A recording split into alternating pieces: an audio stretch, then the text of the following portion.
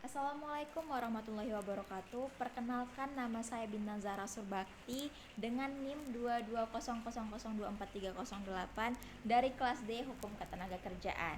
Di sini saya akan memaparkan pemahaman saya terkait pidato 1, 2, dan 3 yang telah dikirim oleh Ibu dosen pengampu mata kuliah Ketenagakerjaan, di mana di pidato tersebut beliau membahas tentang potret dinamika hukum ketenagakerjaan di Indonesia, di mana dalam pidato tersebut beliau mengatakan bidang keperdataan dan ketenagakerjaan itu tidak bisa terpisahkan atau saling berkaitan. Karena apa? Karena dasar hubungan kerja adalah perjanjian kerja, tapi tidak boleh menyimpang dari apa yang sudah diatur dalam peraturan perundang-undangan. Ketenagakerjaan dalam peraturan perundang-undangan merupakan bentuk intervensi negara dalam hubungan yang sifatnya privat. Peran negara tersebut juga sebagai pengatur, pelaksana, dan pengawas itu menunjukkan bahwa negara harus ikut hadir dan ikut serta dalam rangka memberikan perlindungan kepada para pihak.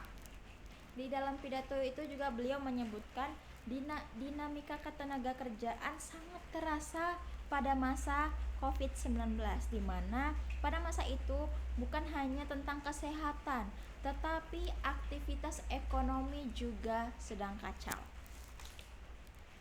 Karena itu, tantangan pekerja di mana-mana seperti PHK dan banyaknya jumlah pengangguran akibat COVID-19.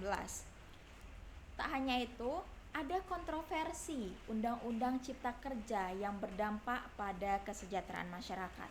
Di sini saya akan merangkum poin demi poin di dalam pidato beliau di antara 1, 2, dan 3, dan saya akan menyebutkan poin yang pertama, di mana dalam pidato itu beliau mengatakan Undang-Undang Cipta Kerja menuai pro dan kontra di kalangan buruh. Dan yang kedua, Mahkamah Konstitusi menyatakan Undang-Undang Nomor 11 Tahun 2020 bersifat inkonstitusional bersyarat. Yang ketiga, regulasi baru dikeluarkan sebagai pengganti undang-undang sebelumnya dan menjadi Undang-Undang Nomor 2 Tahun 2023. Yang keempat, terdapat dukungan untuk peningkatan cuti melahirkan bagi pekerja perempuan dan suami yang mendukungnya. Namun, ada kekhawatiran mengenai daya saing di pasar kerja. Dan poin yang kelima, pentingnya peraturan yang jelas untuk memberikan kepastian hukum dan menghindari kebingungan dalam melindungi pekerja imigran Indonesia. Dan yang keenam, pekerja migran Indonesia menghadapi resiko termasuk perdagangan manusia, pelecehan, dan pekerja di luar negeri tanpa prosedur yang benar. Tentu saja beliau di sini mungkin membahas tentang banyaknya para pekerja Indonesia yang bekerja di luar atau mau bekerja di luar tetapi tanpa prosedur yang jelas, atau bahkan ada sisipan di antara agen-agen yang ada di luar Indonesia, luar negara Indonesia, seperti itu. Dan poin yang ketujuh, lebih dari 60% pekerja imigran tidak terdaftar BPJS Ketenagakerjaan.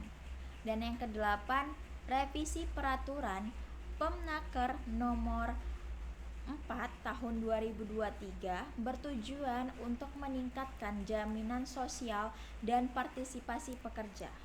Yang kesembilan, ada rekomendasi berfokus pada penguatan modal manusia dari pendidikan dasar untuk memenuhi tuntutan pasar tenaga kerja.